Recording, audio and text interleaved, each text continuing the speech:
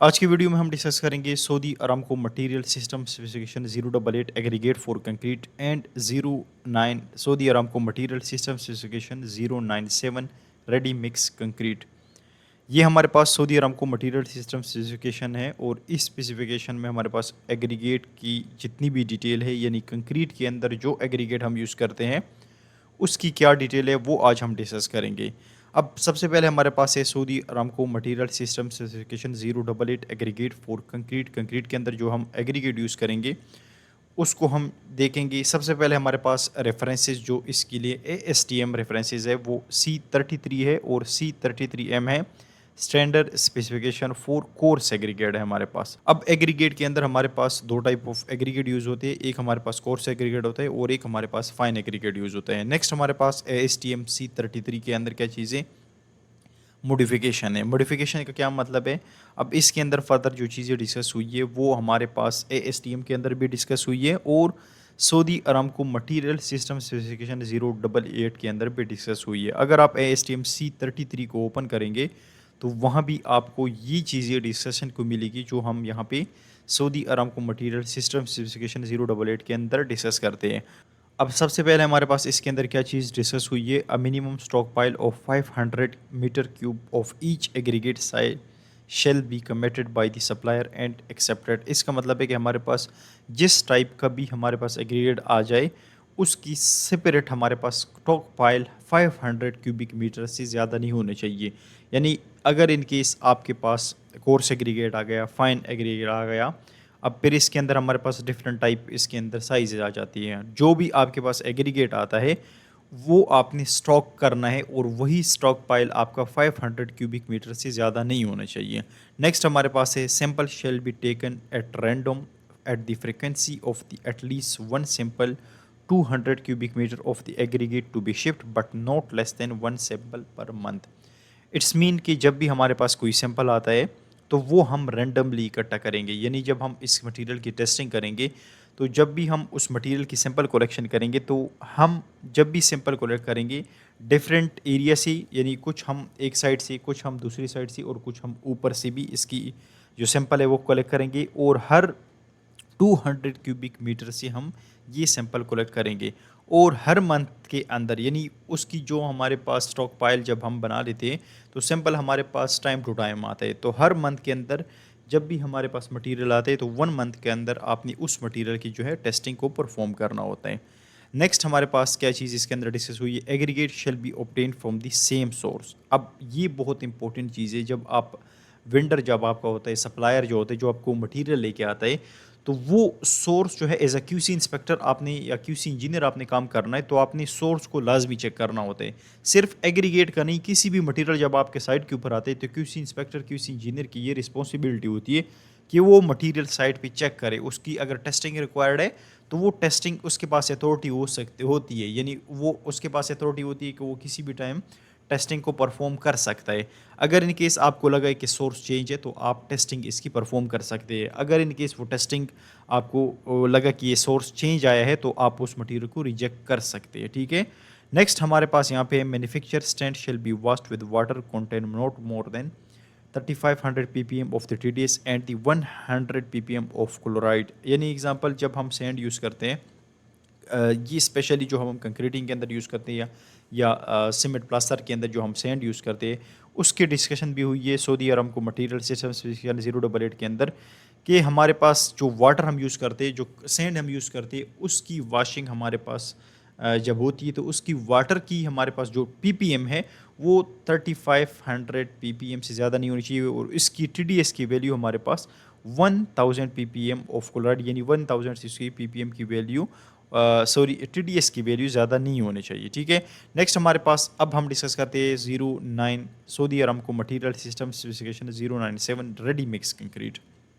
अब इसके अंदर हमारे पास जो रेफरेंस यूज़ हो रहे हैं ASTM C94 है और ASTM C94M 14 specification for the ready mix concrete. ये इसका ASTM स्टैंडर्ड है। Concrete shall be discharge from the drum has revolution counter 300 revolution counter. अब इसका सिंपल मतलब ये है कि जो हम कंक्रीट जो हमारे पास CTM होता है, अब CTM का हमारे पास जो रिवोल्यूशन काउंटर है वो हमारे पास 300 रिवोल्यूशन काउंटर से ऊपर नहीं जाना चाहिए। यानी जब भी हम कंक्रीटिंग करते हैं तो आपने इस रिवोल्यूशन काउंटर को नोट करना होता है। अगर इन केस आपका 300 से ऊपर चला गया तो वो कंक्रीट रिजेक्ट हो सकती है, ठीक है।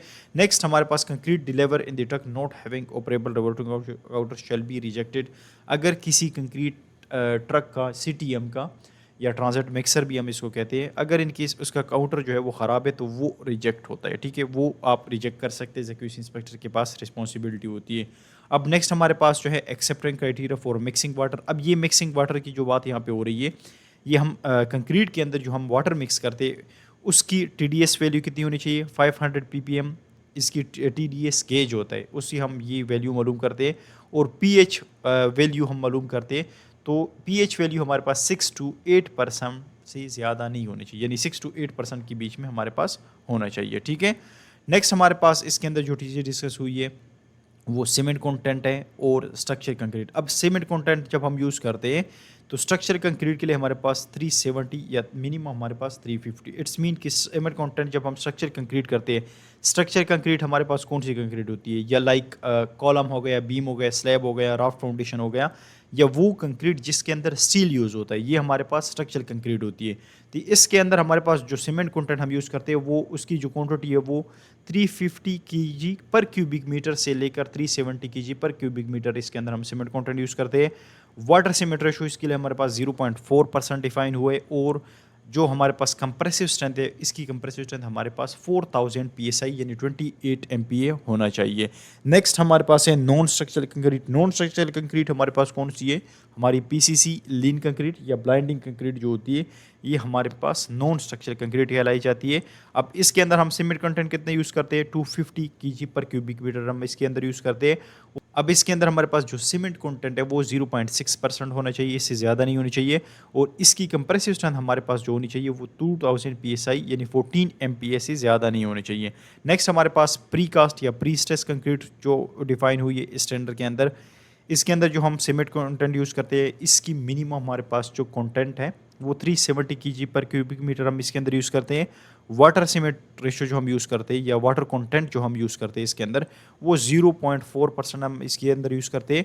और इसकी कंप्रेसिव स्ट्रेंथ हमारे पास जो है 5000 PSI यानी 35 MPa इसके अंदर हमारे पास कंप्रेसिव स्ट्रेंथ होनी चाहिए। अब ये कंप्रेसिव स्ट्रेंथ जो है ये चेंज हो सकती है, इस स्टैंडर्ड के अंदर डिस्कस हुई है, बट ये डिज़ाइन पे डिपेंड करता है और स्ट्रक्चर पे डिपेंड करता है, ठीक है। बट ये चेंज हो सकता है, किसी एग्जांपल ओवरहेड वाटर टैंक है तो वहाँ पे जो स्ट्रेंथ होती है कॉलम की वो ज़्यादा होती है, ठीक है, तो वो 6000 PSI तक भी वेरी कर सकती है। अब नेक्स्ट हमारे पास इसके अंदर जो स्लम्प डिफाइन हुई यानी कंक्रीट की स्लम्प कितना होना चाहिए, स्लम्प जो हमारे पास डिफाइन हुए वो 150 ± 40 mm डिफाइन हुआ है। ये इस स्टैंडर्ड में डिफाइन हुए, बट स्लम्प जो है वो डिपेंड करता है वेदर पे, टेम्परेचर पे डिपेंड करता है, और जो आपका ऑब्जेक्ट है यानी जो आपका स्ट्रक्चर मेंबर है उस पर डिपेंड करता है। कॉलम बीम है तो उसके लिए स्लम्प जो होता है वो हाई रिक्वायर्ड होता है। अब कोई ऐसा एटम है जो कंजस्टेड हो, प्रीकास्ट पैनल हो, तो वहाँ पे हमारा स्लम जो होता है वो हाई हो रहता है। तो सेम इसी तरह ये जो है टेम्परेचर पे भी डिपेंड करता है, ये आपका वेरी कर सकते हैं। यानी इसकी स्पेसिफिक जो वैल्यू है वो 75 mm से लेकर 250 mm तक भी आपकी जा सकती है स्लम्प जो है, ठीक है। वो कंडीशन पे डिपेंड करता है, आपके स्ट्रक्चर मेंबर पे डिपेंड करता है, यानी कंक्रीट आप किस चीज़ से कर रहे हैं उस पर डिपेंड करता है। नेक्स्ट इसके अंदर वेदर कंडीशन पे भी डिपेंड करता है। नेक्स्ट हमारे पास addition of water retempering shall not be allow. हम कंक्रीटिंग के अंदर वाटर को नहीं मिक्स कर सकते, ये एक वायलेशन है। अगर इन केस कभी भी वायलेशन हो गई तो आप इसके ऊपर जो है LBE दे सकते हैं, यानी लॉग बुक एंट्री कर सकते हैं, और सर्वाइवलेंस रिपोर्ट भी दे सकते हैं आप इसके ऊपर, यानी प्रोएक्टिव आप नोटिफिकेशन दे सकते हो कंस्ट्रक्शन टीम को। नेक्स्ट हमारे पास इसके अंदर जो हम कंक्रीटिंग करते हैं हमारा सिलिका फ्यूम यूज़ होता है सम टाइम, ये हमारे पास 7% से ज़्यादा नहीं होनी चाहिए, और 10% यानी नॉट लेस देन 7% से कम नहीं होनी चाहिए, और 10% से ज़्यादा नहीं होनी चाहिए।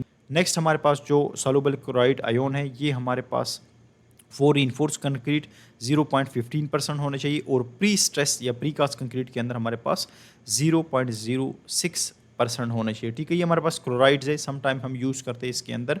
नेक्स्ट हमारे पास जो है the maximum sulphate ion in concrete, जब हम सल्फेट आयोन यूज़ करते हैं वो हमारे पास 4% से ज़्यादा नहीं होना चाहिए, ठीक है। ये डिफरेंट टाइप ऑफ केमिकल है, एडमिक्सचर है जो हम कंक्रीटिंग के अंदर यूज़ करते हैं। नेक्स्ट हमारे पास है consistency and uniformity test perform as per requirement ASTM C94 अब ये इसका मतलब है कि जब भी हम कंक्रीटिंग करेंगे तो जो टाइप ऑफ यानी इस स्टैंडर्ड के अंदर डिफाइन हुआ है कि ये टेस्टिंग आप परफॉर्म करेंगे, वो आपने हर कंक्रीटिंग जब भी आपकी कंक्रीटिंग होती है तो आपने इस टेस्ट को परफॉर्म करना होता है। ठीक है, लाइक एग्जांपल हम स्लम्प टेस्ट परफॉर्म करते हैं, टेम्परेचर टेस्ट है हमारे पास, इस तरह एयर कंटेंट हम चेक करते हैं, या हमारे पास जो हम सिलेंडर फिल करते हैं, तो ये ASTM C94 में डिफाइन हुआ है कि जब भी आपने कंक्रीटिंग करनी होती है तो आपने इन टेस्ट को परफॉर्म करना होता है। ठीक है, तो ये हमारे पास स्टैंडर्ड था Saudi Aramco material system specification 088 and 097। इसमें किसी भी रिलेटेड क्वेश्चन है तो आप कमेंट सेक्शन में पूछ सकते हैं। Thank you.